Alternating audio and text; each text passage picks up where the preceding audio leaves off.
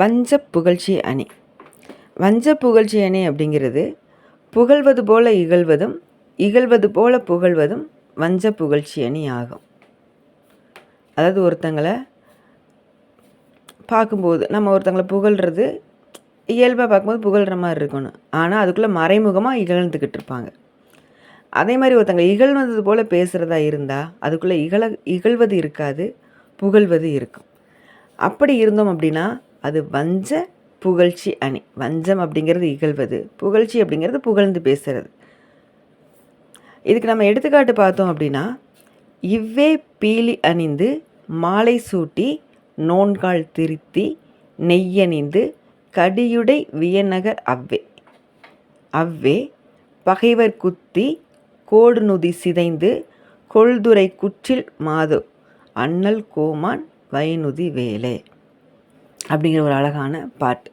இந்த பாட்டு எந்த இலக்கியத்தில் இருக்குது அப்படின்னா புறநானூரில் இருக்குது. பாடியது யார் அப்படின்னு நம்ம பார்த்தோன்னா ஔவையார், முதுபெரும் பெண்டீர், ஒரு அழகான ஒரு தமிழ் புலவர்.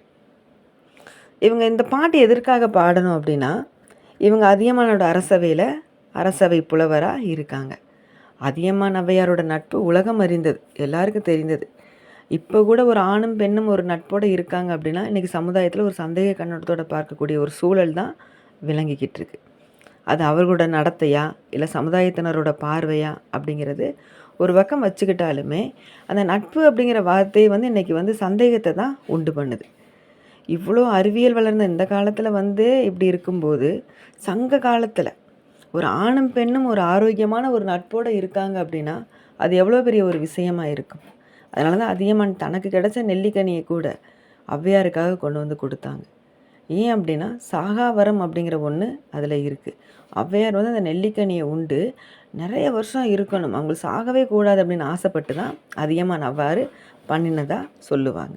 அப்போ இப்படிப்பட்ட சூழலில் பக்கத்து நாட்டு அரசன் தொண்டைமான் அவன் அதியமான் கூட போர் செய்யக்கூடிய ஒரு நினைவிலேயே இருக்கான் அவன்.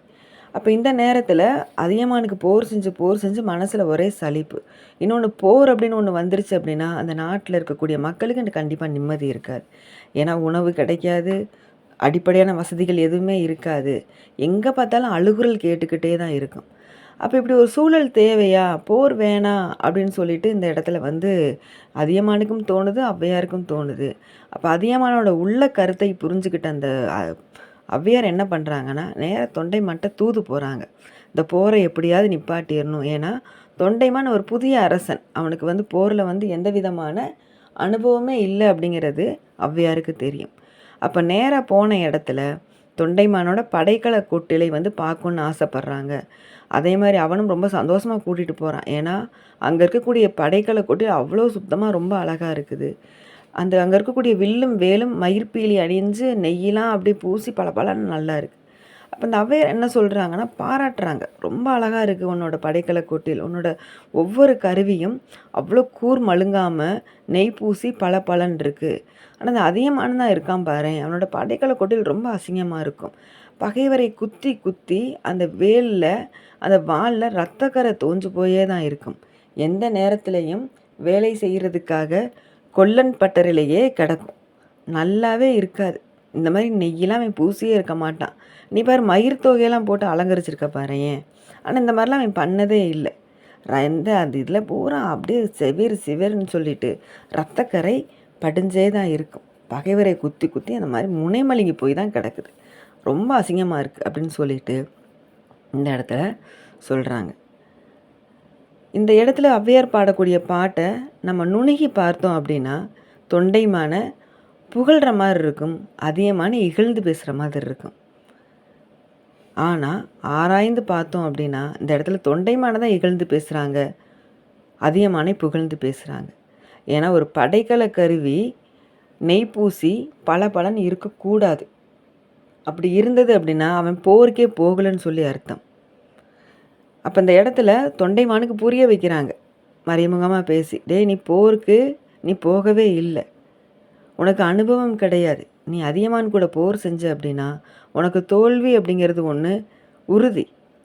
வேண்டாம், போர் வேண்டாம், நாட்டில் போர் செஞ்சால் மக்கள் அளவுக்கு அதிகமாக பாதிக்கப்படுவாங்க, அதனால் போர் வேணாம் அப்படின்னு சொல்லிட்டு இந்த இடத்துல இருக்கின்ற நிலைமையை, அதியமானுக்கு போரில் அதிக அனுபவம் இருக்குது அப்படிங்கிற இருக்கின்ற நிலையை வந்து புரிய வைக்கணும் அப்படிங்கிறதுக்காக இந்த இடத்துல வஞ்சமாக தொண்டைமானை பற்றி பேசி அதியமானை புகழ்ந்து எடுத்துரைக்கிறாங்க.